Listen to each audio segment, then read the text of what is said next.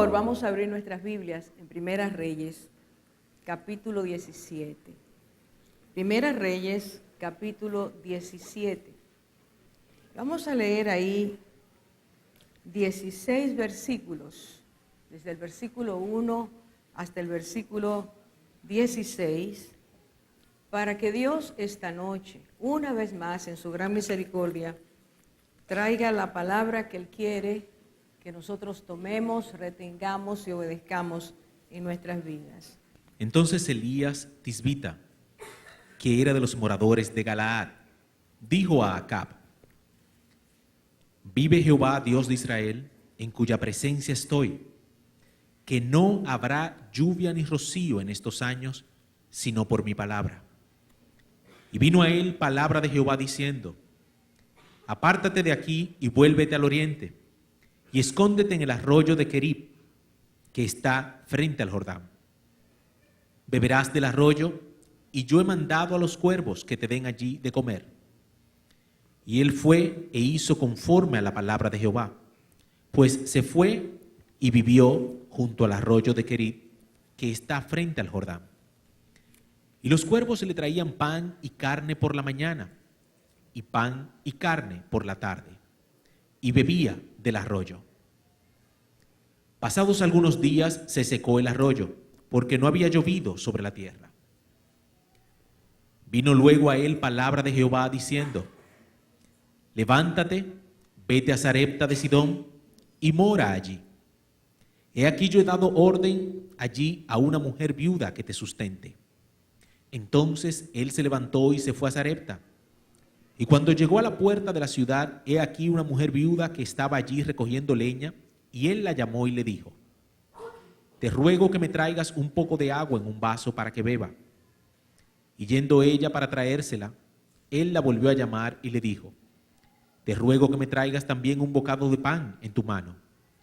Y ella respondió: vive Jehová tu Dios, que no tengo pan cocido, solamente un puñado de harina tengo en la tinaja, y un poco de aceite en una vasija. Y ahora recogía 2 leños para entrar y prepararlo para mí y para mi hijo, para que lo comamos y nos dejemos morir. Elías le dijo: no tengas temor. Ve, haz como has dicho, pero hazme a mí primero de ello una pequeña torta cocida debajo de la ceniza, y tráemela, y después harás para ti y para tu hijo. Porque Jehová Dios de Israel ha dicho así: la harina de la tinaja no escaseará, ni el aceite de la vasija disminuirá, hasta el día en que Jehová haga llover sobre la faz de la tierra. Entonces ella fue e hizo como le dijo Elías, y comió él y ella y su casa muchos días. Y la harina de la tinaja no escaseó, ni el aceite de la vasija menguó, conforme a la palabra que Jehová había dicho por Elías. Amén, amén. Por favor, vamos a orar. Señor, ¿qué puede decir el hombre frente a la grandeza de tu misericordia? ¿Qué palabra puede expresar el hombre, Señor, frente a las grandezas de tus milagros? Solo contemplar y callar.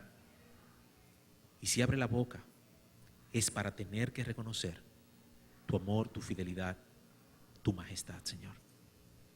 Cuán grande y cuán fiel eres tú. Por eso a ti clamamos en esta hora. Que sea tu Espíritu abriendo nuestro entendimiento. Que sea el Dios de Elías, nuestro Dios, abriendo el entendimiento, para que esta tu palabra fructifique en cada vida que la escuche, Señor. Que como tú decías mientras caminabas en forma de hombre en la tierra, el que tenga oídos para oír, que oiga. Amén. A ti sea toda la gloria, todo el poder, toda la honra, el imperio y la alabanza, por siempre y para siempre. Amén. Amén, amén. Para poner esta historia en un contexto que todos podamos comprender, es necesario decir que en la lista de los reyes de Israel, este rey, en el cual está basada esta historia, fue el rey Acab, hijo de un rey que cuando murió le dejó su trono. Y este rey, el papá de Acab, se llamó Omri. La palabra de Dios dice que este hombre hizo lo malo delante de los ojos del Señor y obró más perversamente que todos los que fueron antes de él, provocando al Señor con sus ídolos. Eso está en Primera Reyes capítulo 16. Cuando Omri muere, asume el reinado su hijo Acab. Y dice la palabra de Dios que este hombre, Acab, imitó los pecados de su padre, pero lo superó en lo siguiente. Según leo en el capítulo 16, versículo 31, dice, y como si fuera poco, se casó con Jezabel, hija de Et-Baal, rey de los Sidonios, cuyo nombre significaba Baal vive. Es decir, la mujer con quien Acab se casó era una mujer que pertenecía a Sidón, aquel país que era conocido, y en la palabra de Dios se nos menciona continuamente, la perversidad, la maldad, la vida inmoral que vivían. Este hombre, que era parte del pueblo de Israel y que conocía la ley de Dios, decidió hacer alianza matrimonial con esta mujer, que era de un país, como he dicho, que producía tanta abominación a los ojos de Dios. El papá de esta mujer se llamaba Et-Baal, y vuelvo a repetir, su nombre significa Dios Baal vive. Cuando Acab se casó con esta mujer, la palabra de Dios nos dice que su corazón se encaminó totalmente a la idolatría y asumió como su Dios, como sus dioses, a los que eran dioses de Sidón. Baal, que representaba al dios Sol, que representaba, o decían ellos, que tenía el poder sobre la lluvia, sobre el rocío, sobre las tormentas, y que tenía el poder además para hacer fructificar la tierra. Y a la diosa que ellos tenían, que se llamaba Acera, que representaba la fertilidad. Estos dos dioses juntos, y dioses entre comillas, eran los dioses a los cuales ellos les entregaban su culto, su adoración. Pero estos dioses eran conocidos porque su culto, lo que las personas que lo tenían por dioses hacían, eran cultos totalmente pervertidos, cultos que tenían un alto componente de perversión sexual. Cuando esto llega a Israel, la palabra de Dios dice claramente que este hombre desvió todo lo que ya estaba en decadencia. Este hombre lo desvía y hace que el pueblo se envuelva en una serie de prácticas que habían sido dichas por Dios desde el momento en que Dios habló con Moisés, que nunca el pueblo de Israel tomara esas prácticas abominables para ellos, sino que ellos, al entrar a cada una de las naciones que tenían estos dioses, debían derrumbar sus altares, quemarlos, hacerlos polvo, para que ni ellos ni sus hijos, en ninguna de sus generaciones, pudiera tener acceso a toda esa contaminación del cuerpo, del alma y del espíritu. Pero lo que ocurrió fue lo contrario. Y este hombre Acab y su mujer llegaron a tal punto de destrucción interna y nacional, que es esta época una de las etapas más oscuras del pueblo de Israel. Durante ese tiempo se desató persecución para los profetas de Dios, muerte, muchos murieron, muy pocos quedaron, tuvieron que esconderse, salir para evitar la muerte, mientras se hacían desaparecer a los profetas de Dios.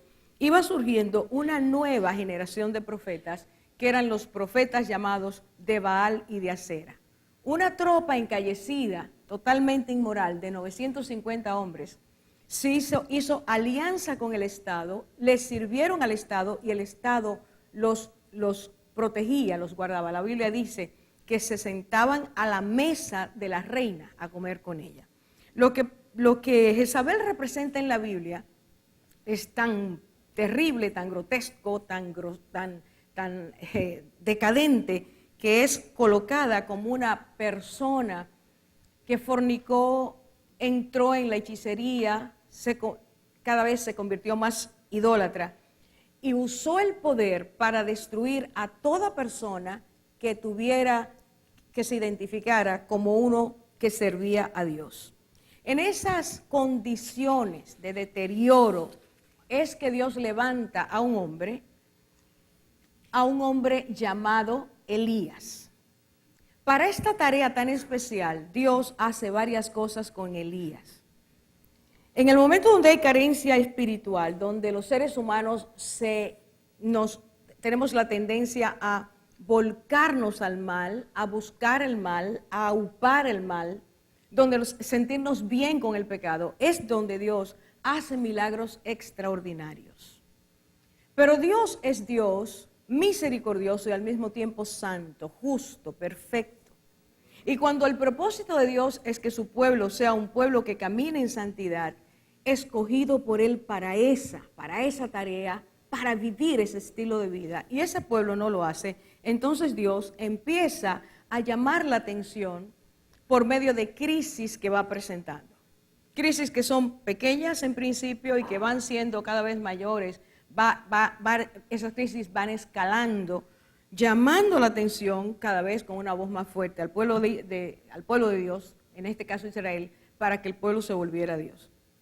Elías es tomado de su tierra. La tierra de Galaad era conocida en Israel como una tierra llena de bosques, de cedros, una ciudad próspera, y tenía la fama de que allí se hicieran el famoso ungüento de Galaad, que era un ungüento medicinal.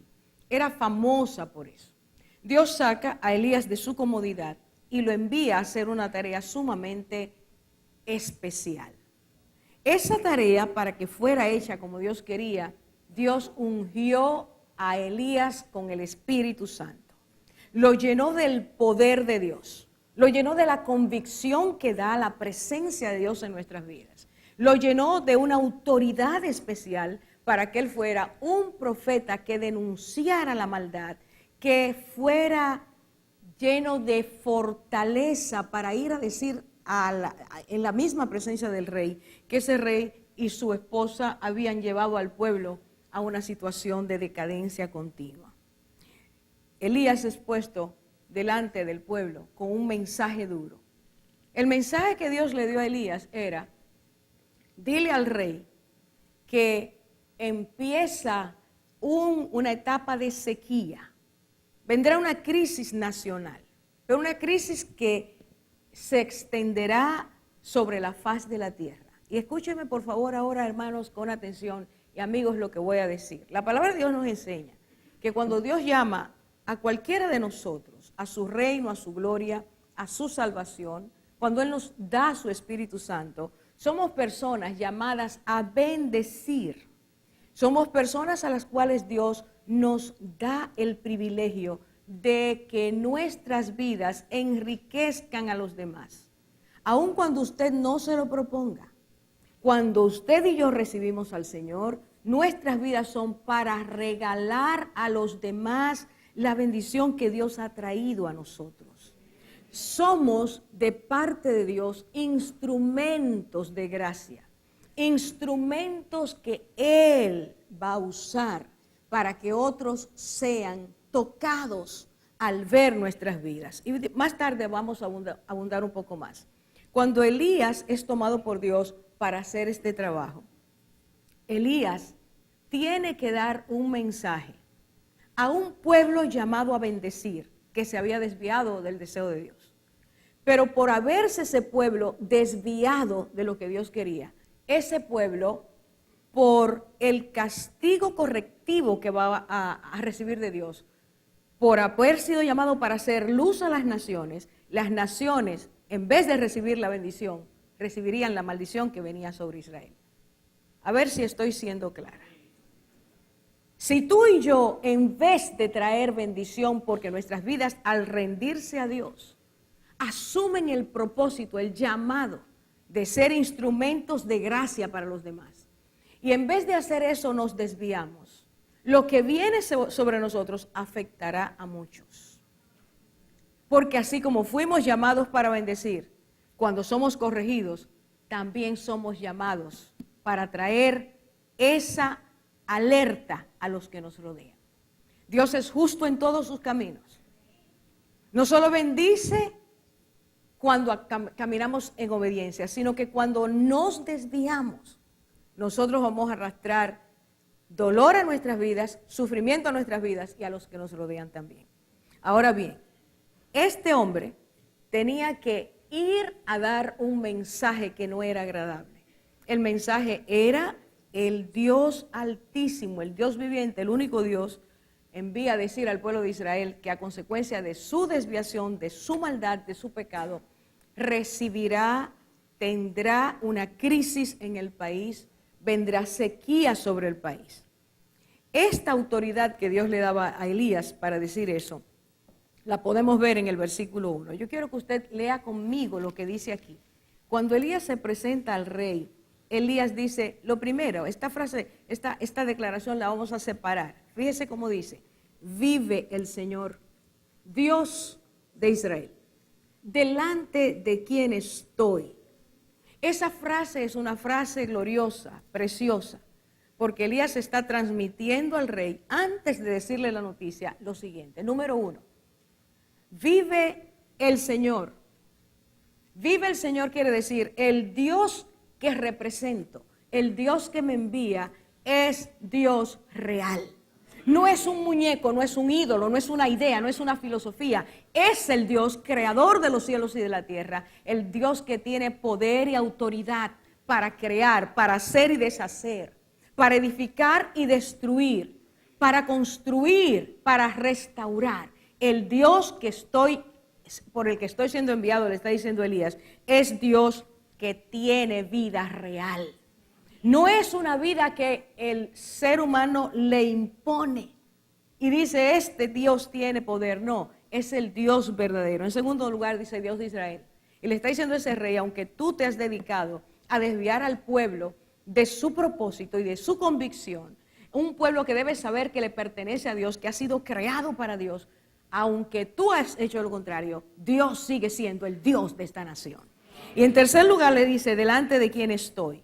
Y delante de quien estoy, el mensaje es, Dios es omnipotente y delante de sus ojos está toda la creación y cada ser humano, y Él conoce su condición y Él sabe lo que hay en el corazón. Elías le está diciendo con esa corta frase, el Dios viviente, el Dios real, te envía a decir que tus dioses falsos, aunque han desviado al pueblo de Dios, aunque lo han llevado a una hecatombe moral y espiritual, el Dios eterno sigue siendo el Dios verdadero y Él conoce las intenciones de tu corazón, conoce los propósitos de tu corazón. No se escapa delante de Él absolutamente nada. No hay persona que se pueda esconder de su presencia. Así que con esa corta introducción, entonces Elías le dice a este hombre lo que Dios le manda decir y al decírselo al rey, lo está anunciando para toda la nación. Las crisis, Dios dice en su palabra que las crisis son consecuencia del pecado del ser humano. Voy a repetir. Las crisis son las consecuencias de nuestro mal proceder delante de Dios. La crisis económica que vive el mundo hoy es el resultado de la codicia y la avaricia. Y si usted no lo sabe, lea. Cuando el corazón humano se desvía, provoca situaciones que no son el deseo de Dios. Pero las consecuencias de caminar en contra de Dios traen consecuencias a nuestras vidas. La palabra de Dios dice claramente, sabed que vuestro pecado os alcanzará. Podemos ir corriendo mucho tiempo y pensar que todo está bien, pero detrás de nosotros viene marcando el paso el resultado de nuestras obras, nuestra manera de ser, Nuestro desviamiento de Dios viene alcanzándonos. No hay un ser humano que pueda salir ileso del resultado de su conducta. En psicología dicen las consecuencias naturales del comportamiento. Bueno, en la palabra dice que esas son las consecuencias, no las naturales que Dios quiso que fueran, sino las que nosotros por nuestro pecado hemos creado. Mucha de nuestra infelicidad, mucho de nuestro deterioro, mucho de nuestras ansiedades y temores son el resultado de nuestro comportamiento. Ahora, llegó el momento de decirle a Israel, es hora de que tú experimentes el resultado de tu comportamiento. Y entonces Dios le había dicho a Moisés, antes de que el pueblo entrara a la tierra de Israel, muchos siglos antes de que esta historia pasara, Dios le había dicho a Moisés, en Deuteronomio capítulo 28, voy a leer los versículos 15 y 23, fragmentos, le dijo el Señor a Moisés, si este pueblo, dile a este pueblo, que si no guarda mis mandamientos, si no hace caso a mis estatutos, así como los he bendecido y los quiero bendecir en todo, absolutamente en todas las áreas del ser, cuerpo, alma y espíritu, si no obedecen, escuche bien, el cielo que está encima de tu cabeza será de bronce y la tierra que está debajo de ti de hierro. Y eso quiere decir, hermano, cielo de bronce, no va a llover. Y tierra, hierro, quiere decir, y no va a haber ninguna germinación ni producción en la tierra. Déjeme decirle lo que quiere decir Dios. La sequía prolongada produce escasez de alimentos. La escasez de alimentos ocasiona hambre. La escasez de hambre y escasez de agua provocan enfermedades. Y las enfermedades producen muerte. Tan sencillo como eso. Encienda su televisor y vea lo que está pasando en Senegal. Y se dará cuenta que las historias se repiten porque los seres humanos somos tardos en oír y somos duros de corazón. Nosotros labramos nuestras propias derrotas porque no le hacemos caso a Dios, porque nos creemos más sabios que el Señor. Pero si nosotros rompemos sus leyes, lo que viene es una crisis. Lo que viene es una situación de conmoción para nuestras vidas. Sin embargo, es necesario preguntarse en este momento, ¿cómo afecta la crisis? ¿Cómo nos afecta? De eso se trata este estudio bíblico. ¿Cómo nos afecta a mí y a ti la crisis en tiempos, cómo afecta nuestra fe en tiempos de crisis? ¿Cómo respondemos nosotros cuando tenemos una crisis que nos está presionando, que sale de nuestro interior? ¿Cuáles son nuestras reacciones, nuestros pensamientos? Cuando hay crisis, pasan 3 comportamientos. Y la Biblia nos lo enseña aquí en esta historia. Y yo quisiera que lo viéramos, porque a lo largo del relato bíblico, de la Biblia completa, Dios nos habla de estas cosas. Es como si viéramos el problema, tratáramos de cambiar para que Dios mejore y restaure las cosas, y después de un tiempo volvemos a repetir lo mismo. Y se diría entonces que el ser humano, su corazón, funciona de manera cíclica. Ahí está el problema. Vamos a empezar antes. Hay abundancia, nos olvidamos de Dios. Todo está bien, ¿para qué pensar en Dios? El Señor empieza a apretar las cosas y sigue apretando las cosas, no nos devolvemos.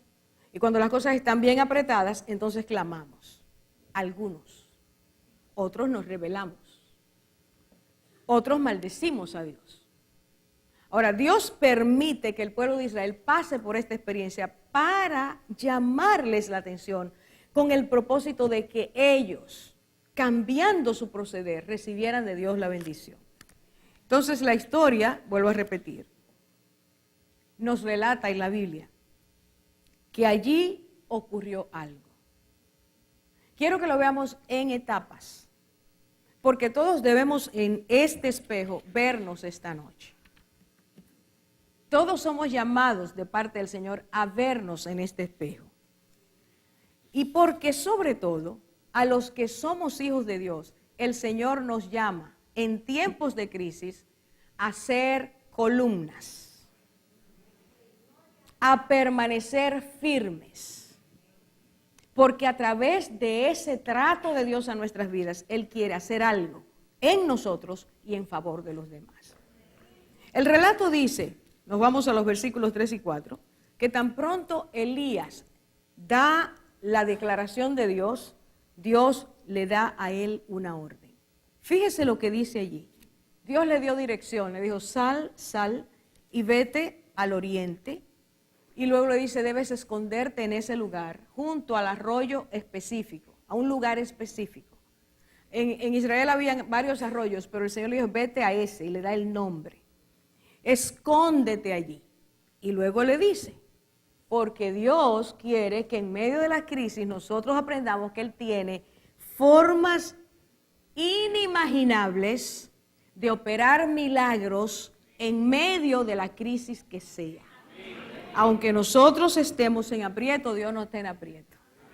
Aunque a nosotros se nos acabe todo, Dios sigue siendo el dador de todo y el dueño de todo. Y le dijo a Elías, y yo, escuche, esta palabra es preciosa. He ordenado a los cuervos que te sustenten allí. Allí donde te he dicho, si te vas para otro lugar, no va a haber eso. Es donde yo te digo, ponte ahí en ese lugar y de ahí no salgas. Pero hermano, decirle al Señor a Elías, le he dado orden a los cuervos. No, eso era para que hablemos el resto del tiempo de ese pedacito. Escuche bien, hermano. Cuando Dios dice, a los cuervos le he dado orden, es que de antemano Él eligió a cuáles de esos animales, de esas aves, le daba la instrucción de hacer algo que no es parte de la naturaleza de ellos. Por favor, escuche. Si usted ahora lo duda, solamente le voy a decir que en el Salmo 50:11 dice, toda ave del cielo conozco, y mío es todo lo que en el campo se mueve. Dios sabe, así como dice la Biblia, que conoce su nombre de antemano, que sabe quién es usted, qué piensa usted, cómo piensa usted, qué está haciendo. Asimismo Dios conoce cada una de sus criaturas. Ahora, tomó un grupito de cuervos, que eso no le dan nada a nadie, y les ordenó, hay un siervo mío en esta dirección, ustedes van a ir allá y le van a llevar pan y carne 2 veces al día, por la mañana y al atardecer. Hermanos, los cuervos son más obedientes que nosotros. Cada mañana y cada atardecer aparecía esa comitiva. Y si ellos llevaban pan, eso quiere decir, hermanos, que Dios le había dicho dónde lo iban a encontrar. Todo esto se trata de un milagro. Porque en tiempos de crisis, escuche bien, en tiempos de crisis es necesario que cada hijo e hija de Dios le crea a Dios para que crezca en la fe. Hay un propósito. A Dios no se le acabaron los recursos. Él dice, yo soy el dueño de la plata y del oro. Lo más valioso para ustedes los humanos. Yo soy dueño de todo eso. Pero yo tengo en mi plan soberano, en mi sabiduría y consejo, tengo un plan. Y en este tiempo es un plan de estrechez para bendición futura. Por lo tanto, durante el tiempo de la crisis, Dios espera de nosotros que crezcamos en la fe. Y dice la palabra de Dios, primera parte, que Elías escuchó la orden, se levantó y fue. Él no cuestionó. Él no le dijo al Señor, ¿y no te parece que es mejor que tú me lleves a otro lugar más cómodo? Señor, pero mira, los cuervos son aves inmundas. Tú dices en tu palabra que nosotros no podemos comer ni siquiera ese animal. Pero en tiempos de crisis el Señor nos enseña a ser humildes. Yo creo que no se oyó. Segunda parte, versículos 7 a 16. Y dice la palabra, y cuando se acabó el agua, el Señor le dio otra instrucción. Hermanos, por favor, se acabó el agua. Y entonces el Señor le dijo, ya los cuervos no van a volver, ya aquí no hay forma de que tú sobrevivas.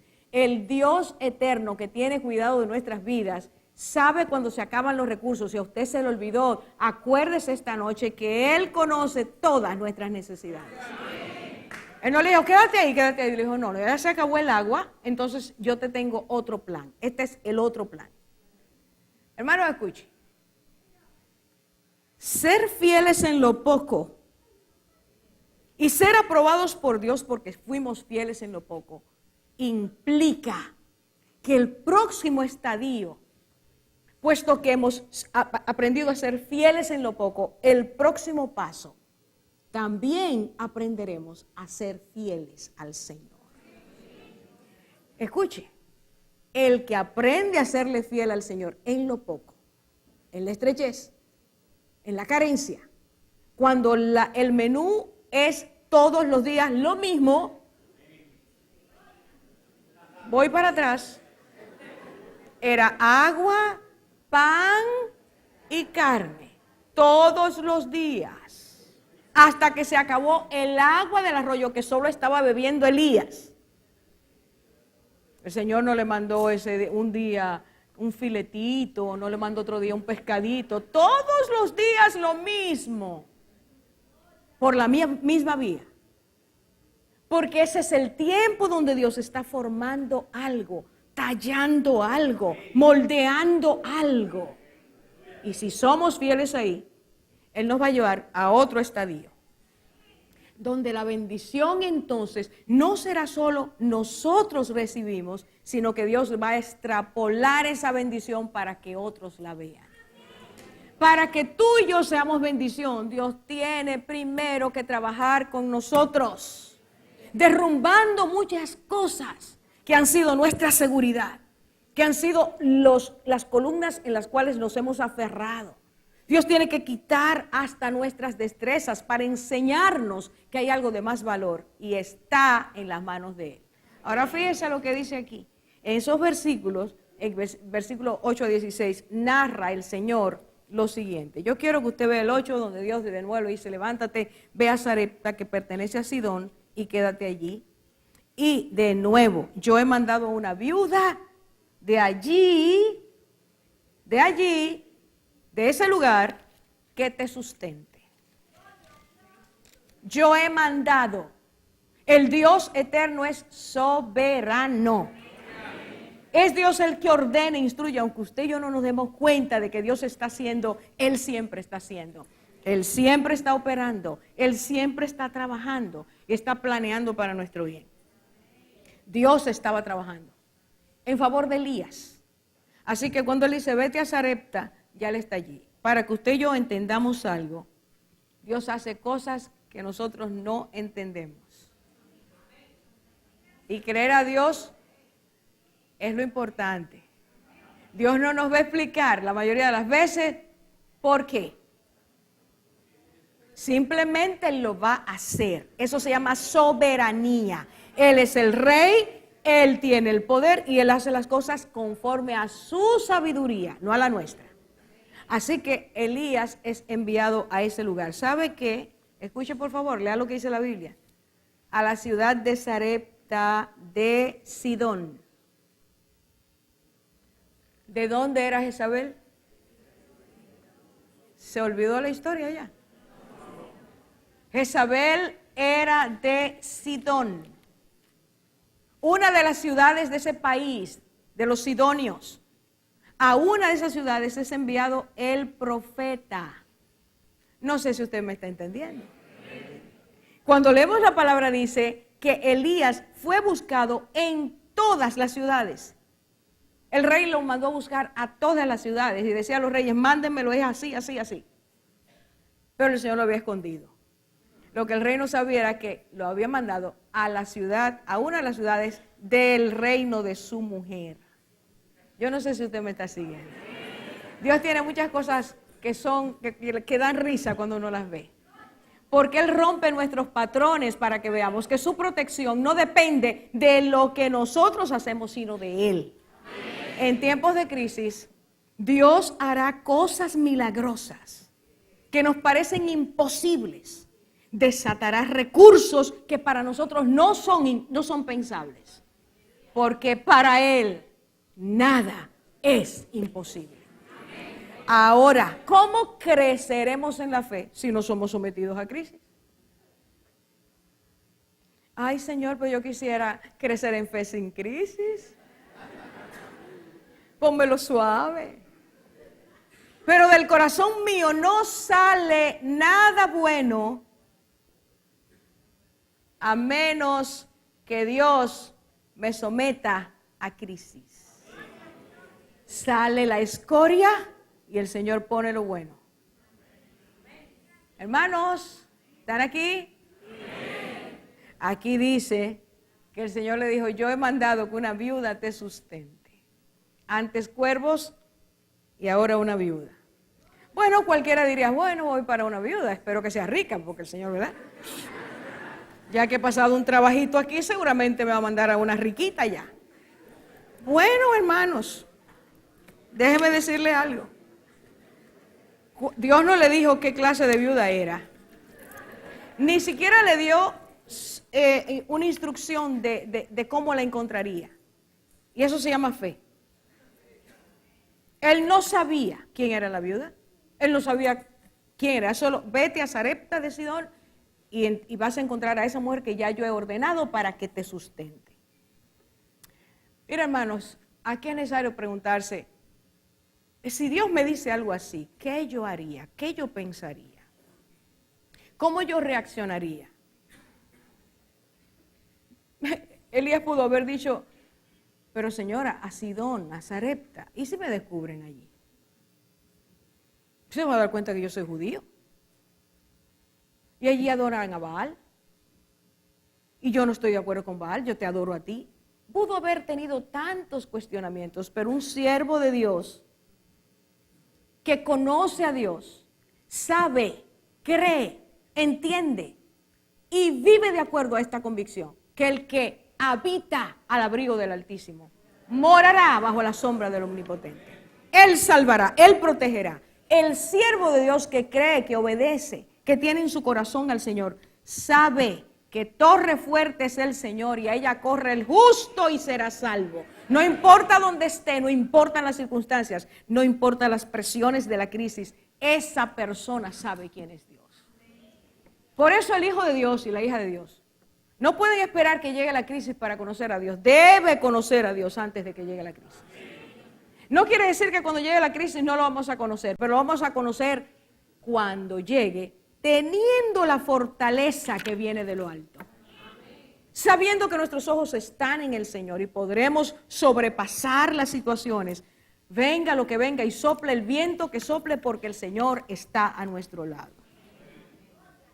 Seguir las instrucciones puntualmente, tercer elemento, cuando hay crisis, el siervo de Dios debe cumplirlas puntualmente.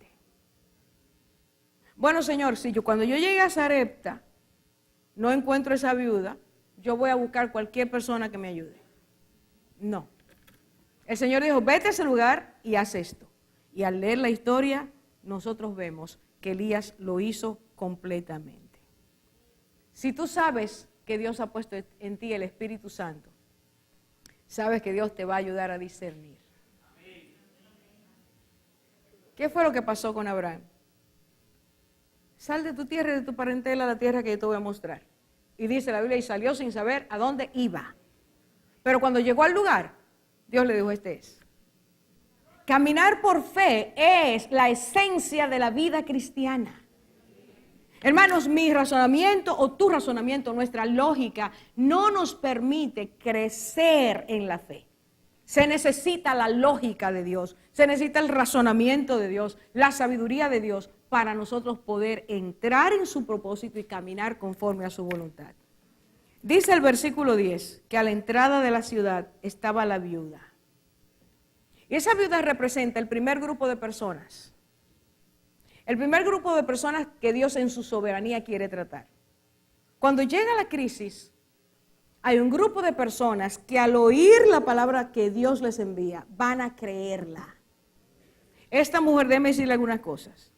Esta mujer, cuando Elías llegó, dice que estaba recogiendo leña para hacer su última comida y comerla con su hijo.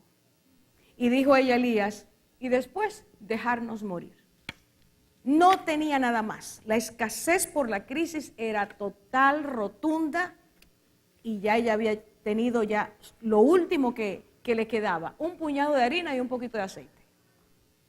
Salió desesperanzada, salió atormentada, salió con la presencia de que la muerte se avecinaba. Y en ese momento en que ella recogía la leña, se acerca el hombre de Dios. Y hay un toque del Espíritu Santo en este hombre. Un hombre que sabe oír a Dios. Escucha en su interior que el Espíritu le hace discernir, esa es la mujer. Escucha, hermanos, Elías venía de un lugar acomodado. Ya pasó por la experiencia de estar en un arroyuelo, comiéndose la carnita que venía de las patitas sucias de los cuervos, comiéndose un pan allí, quién sabe cómo. Y ahora Dios lo manda. Y cuando él ve a la mujer, su pobreza le dice que Dios lo ha mandado a un lugar donde no hay recursos. Cualquiera de nosotros hubiera dicho, y aquí es que me manda Dios. Y este es el Dios que dice que provee. Y no podía buscar una persona más acomodada, porque tiene que haber una persona más acomodada. Y si usted y yo seguimos poniendo cositas, nos damos cuenta que casi siempre reaccionamos de esta manera. Elías aprendió a estar contento cualquiera que fuera su situación, porque sabía que estaba en las manos del Dios Todopoderoso y que en sus manos lo que parece que es malo, Él lo transforma en bondad. Y en ese punto es donde esta mujer recibe la palabra. Rápidamente, en unos minutos, permítanme unos minutos, dice la palabra de Dios, que Elías se acercó y le dijo, búsqueme agua, por favor. Y cuando la mujer se iba, le dice, pero mira, hazme un poquito, hazme una tortita ahí de pan y tráemela. Y es aquí donde empieza la palabra que puede detonar cualquier reacción extraña en nuestras vidas. Pero este hombre no sabe lo que a mí me está pasando. Pero ¿y cómo se atreve? Pero no se da cuenta. Y entonces le dice, pero mire, yo estoy recogiendo la leñita para dejarme morir con mi hijo. Y este hombre insiste y le dice, pero oye, escucha bien, yo aquí, nos vamos con esto. Busque conmigo el versículo 13. Y Elías le dijo, no temas. No temas.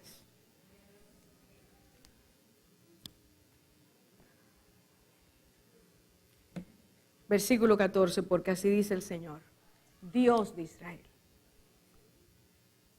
No se acabará la harina en la tinaja, ni se agotará el aceite en la vasija, hasta el día que el Señor mande lluvia sobre la faz de la tierra. Dios omnipotente hace cosas maravillosas. Y le está diciendo a esta mujer, Él te dará el pan cotidiano. Él te dará el pan de cada día. No te manda a decir que va a llenar la vasija de aceite y de harina. No, te está diciendo que cada día Él tendrá alimento para tu vida. Él te está diciendo que te ingresa al mundo de los que creen, al mundo de los que tienen fe. Es que en tiempo de crisis el Señor tiene que enseñarnos que dependemos absolutamente de Él. Es que en tiempo de escasez el Señor tiene que enseñarnos que de Él viene nuestro oportuno socorro, nuestra ración necesaria cada día. Y mientras nos enseña eso, nuestras vidas no se tambalean en la angustia, en la inseguridad, porque hemos conocido a un Dios que guarda, que protege, que sostiene. Hermanos, no le cambió el menú. Le siguió dando lo mismo, un poquito de pan con un poco de agua.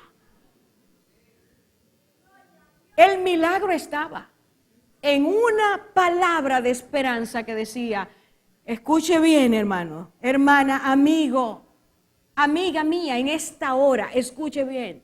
La palabra clave es, el Señor te manda a decir, es su palabra.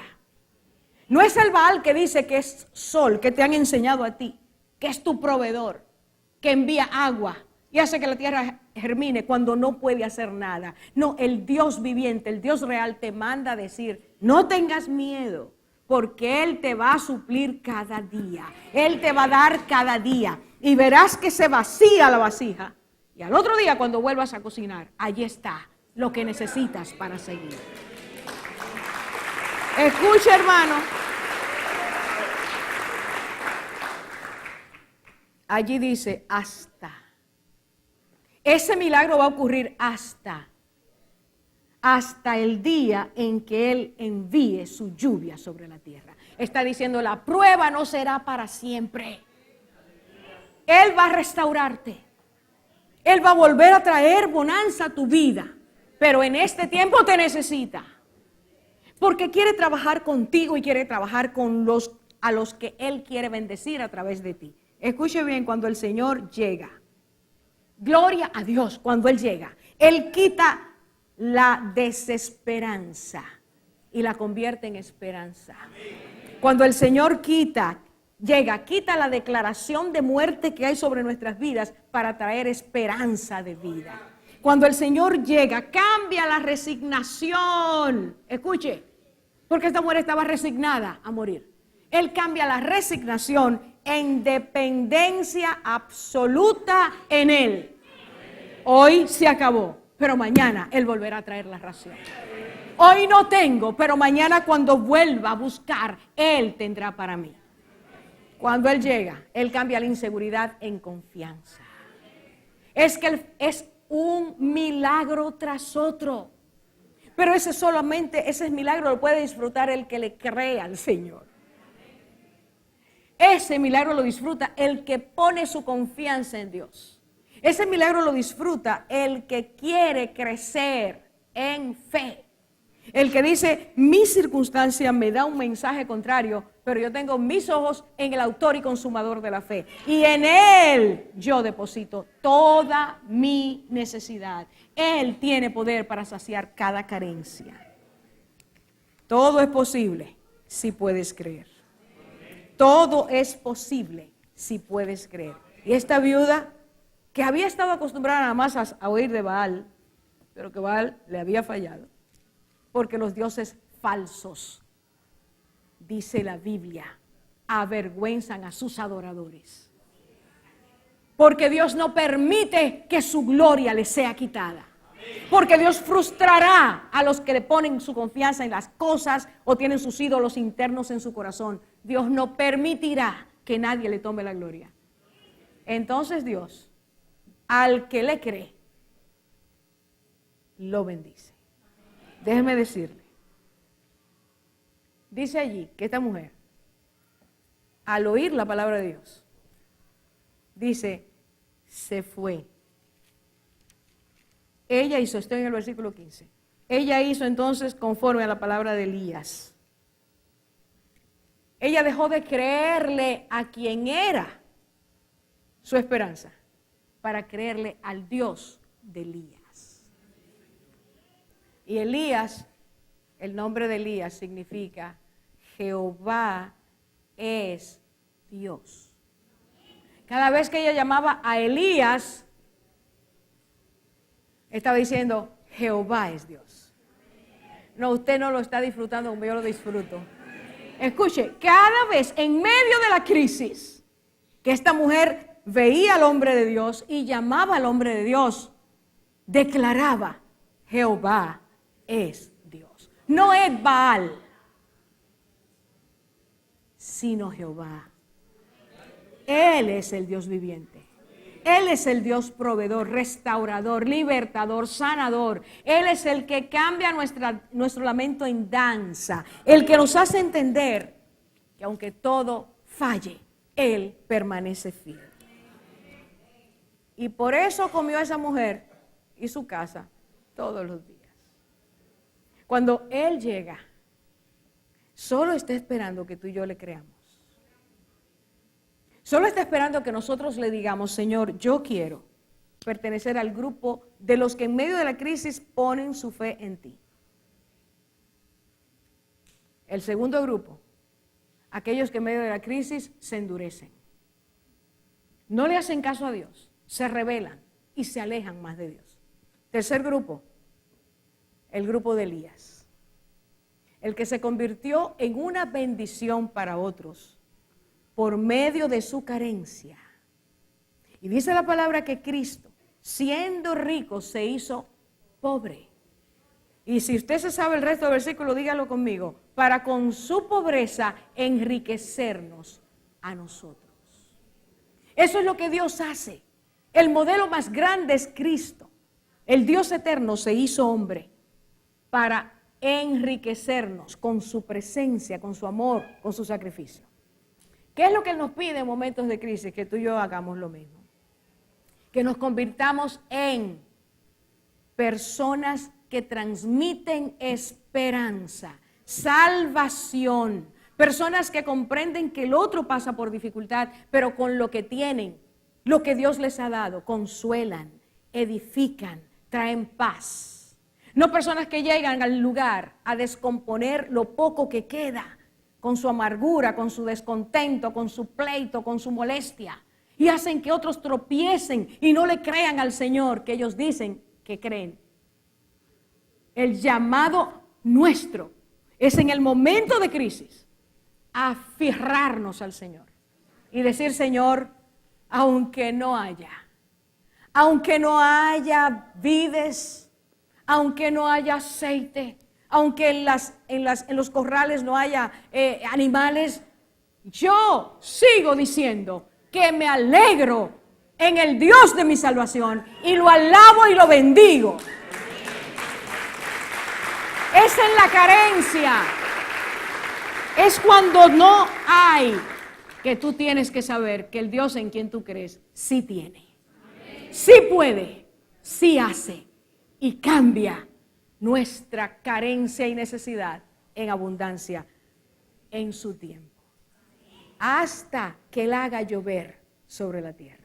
La crisis será hasta ese momento. Y para muchos de nosotros la bendición está detenida porque en este momento de crisis nuestro corazón todavía no se ha rendido. Elías nos enseña rendición, obediencia, acatamiento total a lo que Dios dice. Y entonces, cuando eso ocurre, no mi palabra, hermanos, no la tuya, no nuestros pensamientos, no nuestras salidas, no nuestro buscar cómo hacerlo, sino dejarle al Señor que nos muestre cuáles son las puertas que Él quiere abrir y cuáles quiere que permanezcan cerradas. Mientras tanto, la fe no carece de fortaleza. El vigor en nuestro Dios, nuestra confianza en Él permanece firme. Y cuando termina, cuando Dios hace llover, cuando Él abre los cielos, y ahorita estábamos aquí cantando, abre los cielos, Dios, y que caiga tu lluvia. Sí, para que caiga esa lluvia, es necesario que tú y yo le digamos, Señor, me rindo a ti, hazlo como tú quieres, sea tiempo de bendición, sea tiempo de maldición, sea tiempo donde por la maldad de otros ha llegado el castigo a nuestras vidas, pero estás usando eso para traer bendición a todos. Úsame como tú quieras, quítame lo que tú quieras, porque en ti lo tengo todo. Todo, decía Pablo, todo lo tengo y lo puedo en Cristo que me fortalece. Dios está esperando en este tiempo que tú y yo tengamos un rostro diferente. Dios está esperando en este tiempo que tú y yo le sonriamos a los que tienen el rostro seco. Que tú y yo mostremos esperanza a los que no tienen esperanza. Que tú y yo consolemos a los que están desgarrados internamente, porque su esperanza se fue. Estaba en la tierra y en la tierra no va a quedar nada. Va a quedar la gracia, la salvación, la esperanza, el consuelo. Dios removerá nuestros cimientos para que entonces, aferrados a Él, podamos decir, aunque Él me mate, yo en Él confiaré. Vamos a orar. Vamos a orar, hermanos. Delante de este espejo, como dijimos al principio, tú y yo tenemos que vernos. ¿A cuál de los grupos pertenecemos? ¿A los que en medio de la crisis se apartan de Dios? ¿A los que en medio de la crisis se rebelan? ¿O somos del grupo de la viuda, reconociendo nuestra incompetencia, nuestra necesidad? Al oír la palabra de Dios, abrimos nuestros corazones, la recibimos. ¿O somos como Elías, dispuestos a ser instrumentos de Dios? No fuimos nosotros los que trajimos la crisis, pero Dios quiere que en medio de la crisis demos testimonio de que hay un pueblo que le cree al Dios viviente. Le cree al Jehová es Dios. Le cree al Altísimo y sus planes. Y puede moverse bajo la dirección del Espíritu, siendo guiado a donde Él envíe. Cuando Él envíe. Ir al lugar que Él destine. Y dar una palabra de esperanza, amor y aliento a los que no lo tienen. A costa de su comodidad, de su confort. Oh Señor, esta noche queremos pedirte que nos enseñes a entender que tú eres Dios de propósitos eternos, que tú eres soberano, que a ti no se te han acabado los recursos. Sin embargo, tú estás permitiendo que todos nosotros seamos pasados por el fuego de la carencia, de la disminución, para que en este tiempo podamos serte instrumentos de gracia, para que tú nos puedas enviar a los que no creen y ellos entiendan que sí te creemos, que aunque todo falte, tú sigues siendo el amado de nuestro corazón, que aunque no entendamos, sabemos que tú eres Dios, sabiduría, y que tu consejo, Señor, es para bien y no para mal. Señor, que en este tiempo el mundo que no te ve, que no te entiende, que no sabe quién eres, pueda llegar a ver en nosotros que sí creemos en el único y sabio Dios, que desde antes de crearnos ya tenía planes de bien y no de mal, para darnos futuro y esperanza. Padre, cada uno de nosotros pasa por situaciones diferentes.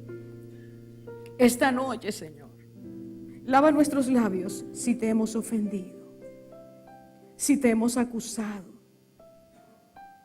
si te hemos dicho que estamos amargados y desconfiados de ti.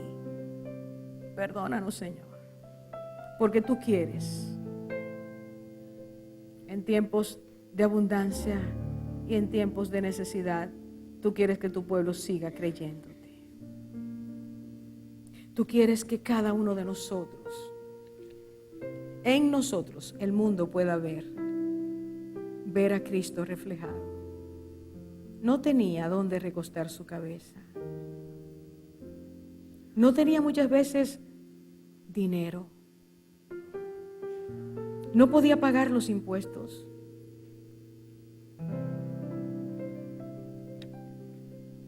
pero confió siempre en el Padre que da en abundancia. Y lo hizo para enseñarnos a nosotros que cuando no hay, hay porque tú tienes. No temas, nos dice el Señor. No temas. No tengas miedo por la situación económica. No tengas miedo. Él es tu Padre. No tengas miedo por las carencias de otra clase, de otro tipo que esté pasando tu vida. Él se acerca para decirte, no escaseará la ración de gracia para tus emociones. No escaseará mi amor por ti. No escaseará el aceite, la unción del Espíritu para que pudra yugos, para que te saque de la aridez espiritual.